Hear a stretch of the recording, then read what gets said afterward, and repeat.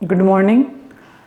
आज अपन देखेंगे डीएनए चल रहा था अपना, मॉलिक्यूलर बेसिस ऑफ इनहेरिटेंस। उसमें जो डीएनए वाला पोर्शन है उसमें अपन देखेंगे, कल देखा था अपन ने सिंगल स्टैंडर्ड पॉलीन्यूक्लियोटाइड चेन। आज देखेंगे अपन डबल स्टैंडर्ड पॉलीन्यूक्लियोटाइड चेन। क्या देखेंगे?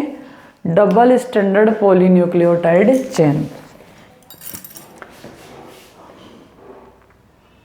तो ये देखो डबल स्टैंडर्ड पॉलीन्यूक्लियोटाइड चेन बनाने का तरीका।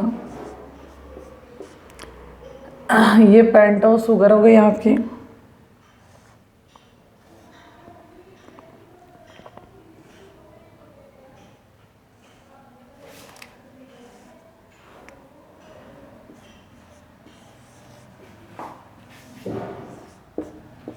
पहले सिंगल बनाएंगे, फिर उससे अपन डबल बनाएंगे।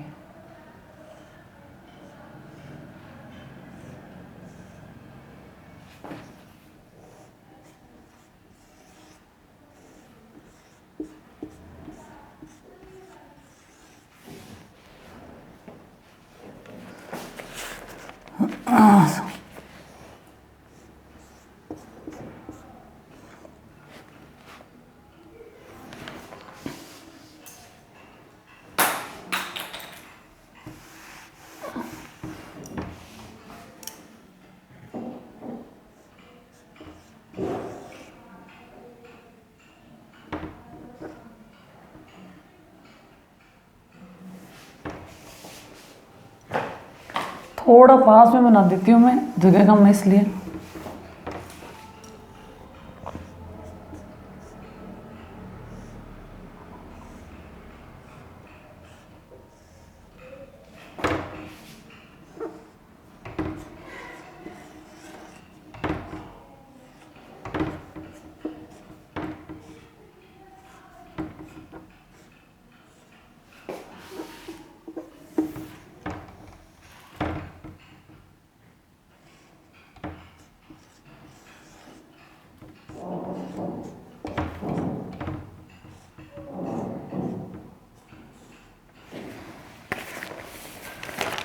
और इस एंड पे एच ग्रुप जुड़ जाता है, इधर 3 प्राइम होता है। ये हाइड्रोजन को बैलेंस कर देते हैं, सॉरी कार्बन को बैलेंस कर देते हैं अपन।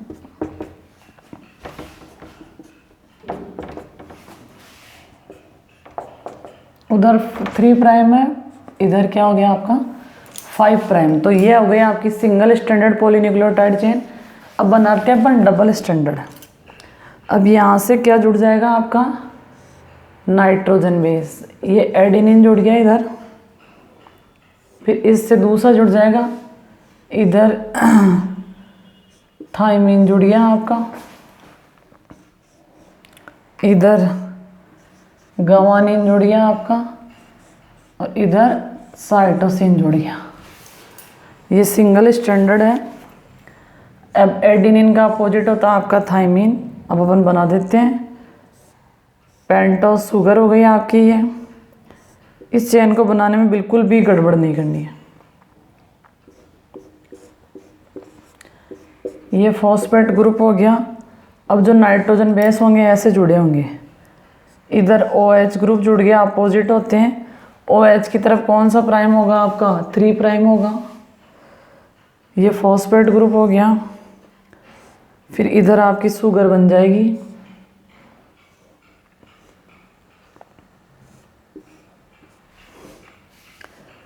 इस वाले से कार्बन अटैच हो जाएगा, इससे फॉस्फेट अटैच हो जाएगा, और एक डबल बॉन्ड किससे जुड़ जाएगा आपका इससे, और ये जुड़ जाएगा आपका ऐसे करके। आप डायरेक्ट भी जोड़ सकते हो, ऐसे भी जोड़ सकते हो। ये हाइड्रोजन बैलेंस कर दिया अपन ने। ये फॉस्फेट ग्रुप हो गया। फिर इधर बन जाएगी आपकी शुगर, पेंटोस शुगर होती है इसमें। ये शुगर अटैच हो गई, यहाँ ट्रिपल बॉन्ड से आपका C जुड़ जाएगा।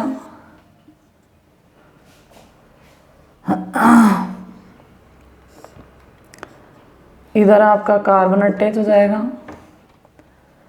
कार्बन के बाद आपके फॉस्फेट ग्रुप हो जाएगा, और इधर आपकी शुगर अटैच हो जाएगी।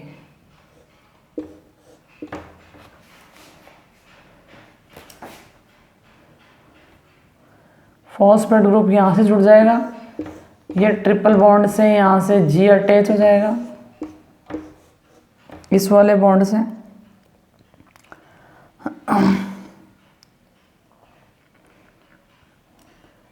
ये इधर फिर से आपके कार्बन अटैच हो जाएगा और ये फॉस्फेट ग्रुप अटैच हो जाएगा, इधर 5 प्राइम आ जाएगा। ये आपकी डबल स्टैंडर्ड पॉलीन्यूक्लियोटाइड चेन है, इसका नाम लिख देते हैं अपन।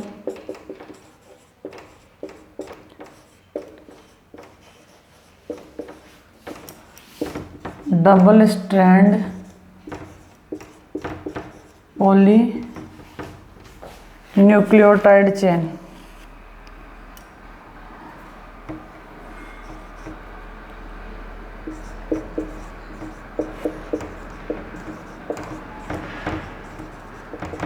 तो इस तरीके से अपन एक्सप्लेन कर सकते हैं कि जो डीएनए है वो क्या है, आपका एक पॉलीन्यूक्लियोटाइड चेन होती है। डीएनए क्या होता है, पॉलीन्यूक्लियोटाइड चेन होती है। तो इस तरीके से अपन इसको एक्सप्लेन कर सकते हैं। अब ये देखो, एक 5 प्राइम है, उसका अपोजिट 3 प्राइम है, तो यहाँ से क्वेश्चन बनता है 5 प्राइम पे कौन सा ग्रुप अटैच होता है, फॉस्फेट ग्रुप, और 3 प्राइम पे कौन सा ग्रुप अटैच होता है, आपका हाइड्रोक्सिल ग्रुप। इसके अलावा जो एडिनिन नाइट्रोजन बेस है वो डबल बॉन्ड से थाइमिन से अटैच होता है, और जो गवानीन या साइटोसिन है वो आपस में ट्रिपल बॉन्ड होते हैं हाइड्रोजन के। कौन से बॉन्ड होते हैं आपके, ट्रिपल। तो इस तरीके से ये है आपकी पॉलीन्यूक्लियोटाइड चेन। कौन सी है, डबल स्टैंडर्ड। तो ये क्वेश्चन भी बन सकता है सिंगल स्टैंडर्ड या डबल स्टैंडर्ड। अब अपन देखेंगे डीएनए की डिटेल स्टडी। ये बनाने का तरीका देख लेना आप, इसमें कौन सा बॉन्ड किस कार्बन से जुड़ रहा है ये इंपॉर्टेंट होता है।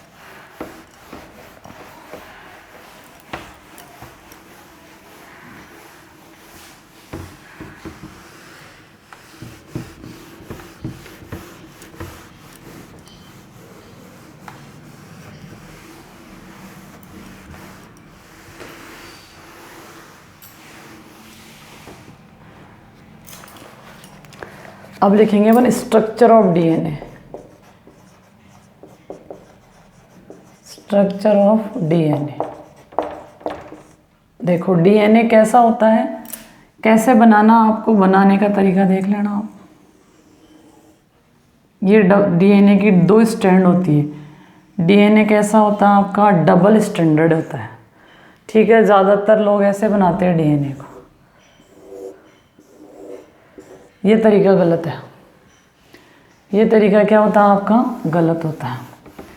इस तरीके से आपको बनाना है, ये प्रैक्टिस पे ही आएगा। ऐसे भी बना सकते हो आप, जैसे ये आपने लिया,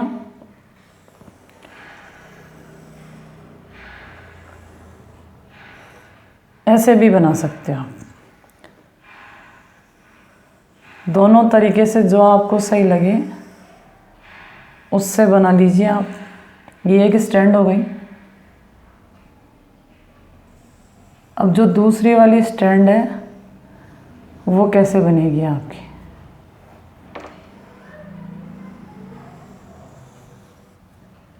ये तो ये वाली बाउंड्री थी। जो तरीका आपको बेटर लगे आप उससे बना सकते हो। डबल स्टैंडर्ड होता है ये देखिए, आप ऐसे भी बना सकते हो। एक बाउंड्री लाइन हो जाएगी जिससे बच्चों के थोड़ा सा आइडेंटिफाई हो जाएगा कि कौन सा। तो जो तरीका आपको सही लगे उससे बना सकते हो आप। अब जो ये इसके एक जो हेलिक्स है उसमें कितने नाइट्रोजन बेस होंगे, 4 होंगे, ये ध्यान रखना। एक में 4 से ज़्यादा नहीं होंगे। और जो ये ओपन माउथ है, ये वाला माउथ, इसकी डिस्टेंस होती है 20 एंगस्ट्रॉम। ठीक है, 2 नाइट्रोजन बेस का डिस्टेंस होता है 3.4 एंगस्ट्रॉम। ये जो डबल स्टैंडर्ड डीएनए मॉलिक्यूल की स्ट्रक्चर वो किसने दी थी, वॉटसन और क्रिक ने दी थी। ठीक है, और ये जो एक पूरा हेलिक्स यहाँ से यहाँ तक होगा, इसकी डिस्टेंस कितनी होती है आपकी, 34 एंगस्ट्रॉम। 34 एंगस्ट्रॉम, ये ध्यान रखना आपको। ठीक है, और ये जो मॉडल है वो किसने दिया था, डबल हेलिक्स, डबल हेलिक्स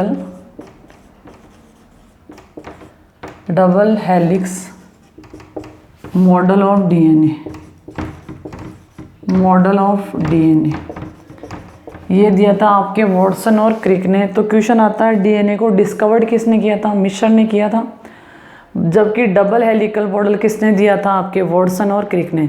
तो ये वाला जो मॉडल है वो किसने दिया था? वॉटसन और क्रिक ने।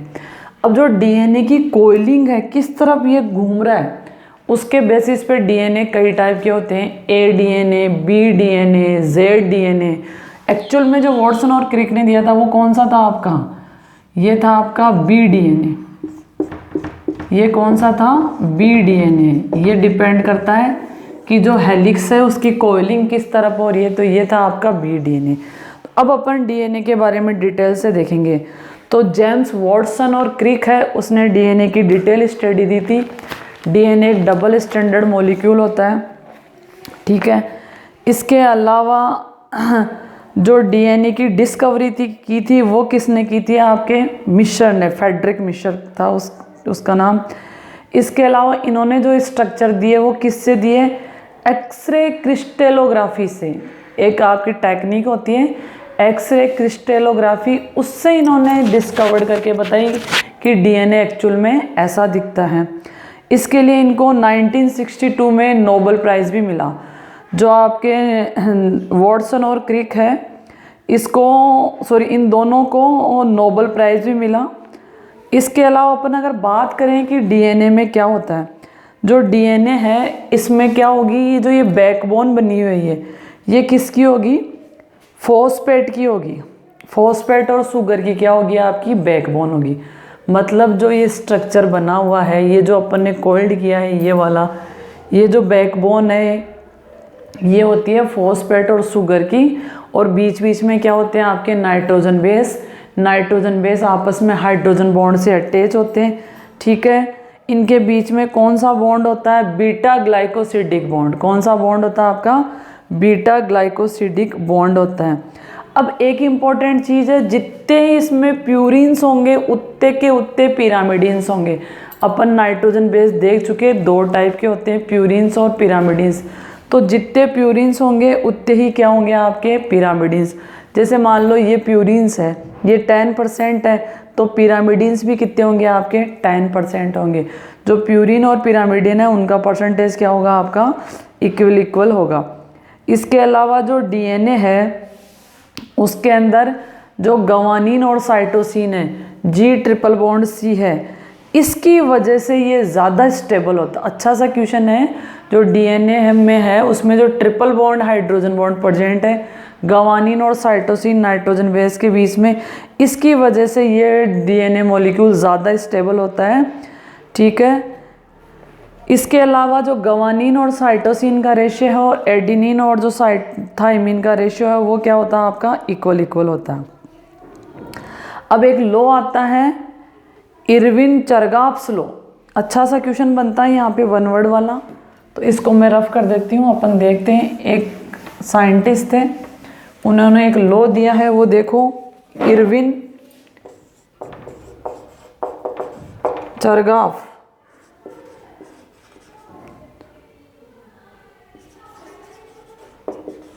ठीक है। कब दिया था? 1950 में। ये रूल क्या कहता है? Determined that amount of adenine is equal to thymine. ये क्या कह रहा है? एडिनिन का जो अमाउंट है वो किसके इक्वल होगा? थाइमिन के इक्वल होगा। And amount of guanine equal to cytosine. ये बॉन्ड नहीं है, ये बॉन्ड नहीं है। तो ये क्या कह रहा है? एडिनिन का अमाउंट थाइमिन के इक्वल होगा, गवानीन का अमाउंट साइटोसिन के क्या होगा? इक्वल होगा। यही क्या है आपका? Erwin Chargaff's law. ये क्या आपका? चरगाफ्स लॉ कहता है कि जो एडिनिन का अमाउंट है वो थाइमिन के इक्वल हो। सपोज ये 50 है तो ये भी 50, ये 60 है तो ये भी क्या होगा आपका? 60, ठीक है। और ये जो रेशियो है, ये रेशियो हर स्पीसीज में डिफरेंट होगा। स्पीसीज टू स्पीसीज ये क्या करता है आपका? वेरी करता है। तो ये लॉ कहता है आपका चरगाफ्स लॉ। इसके अलावा इसको अगर अपन ऐसे लिखना चाहें तो A+G equal to T+C। A+G equal to T+C। तो एडिनिन गवानिन के इक्वल होगा, सॉरी इन दोनों का प्लस इन दोनों के इक्वल होगा, इन दोनों का प्लस इन दोनों के क्या होगा आपका इक्वल होगा। ये ध्यान रखना, इन दोनों मतलब ये दोनों इक्वल है, इन दोनों का प्लस किसके इक्वल होगा, इन दोनों के प्लस के इक्वल होगा। यही है आपका चरगाव्स लॉ। ठीक है, इसके अलावा डीएनए कई टाइप के होते हैं, वो अपन डिटेल से अगली क्लास में पढ़ेंगे। सॉरी, तो टाइप्स ऑफ डीएनए एक बार आपको बेसिक बताती हूँ। डीएनए होते हैं आपके बी डीएनए हो जाएगा, सी डीएनए हो जाएगा, एक होता है आपका जेड डीएनए, एक होता है आपका जेड डीएनए होता है एक। इसके अलावा आपके क्या हो जाएगा, डी डीएनए हो जाएगा, डी डीएनए हो जाएंगे। हाँ, तो कई टाइप्स के डीएनए होते हैं। यहाँ से क्वेश्चन बनता है, जो वाटसन और क्रिक ने जो डीएनए का डबल हेलिकल मॉडल दिया था वो कौन सा था आपका, बी डीएनए। ये डिपेंड करता है कि जो डीएनए उसकी कॉइलिंग किधर है, जो ये जो स्टैंड है वो लेफ्ट हैंड की तरफ कॉइलिंग है या राइट हैंड की तरफ कॉइलिंग है, उसके बेसिस पे इसके नाम दे रखे हैं। इसके अलावा लीनियर डीएनए होता है, सर्कुलर डीएनए होता है। लीनियर डीएनए किस में होता है आपके प्रोकैरियोट्स में भी होता है, और कुछ जो यूकैरियोट्स के सेल ऑर्गेनल है उनमें भी होता है। तो ये अपन अगली क्लास में देखेंगे। Thank you.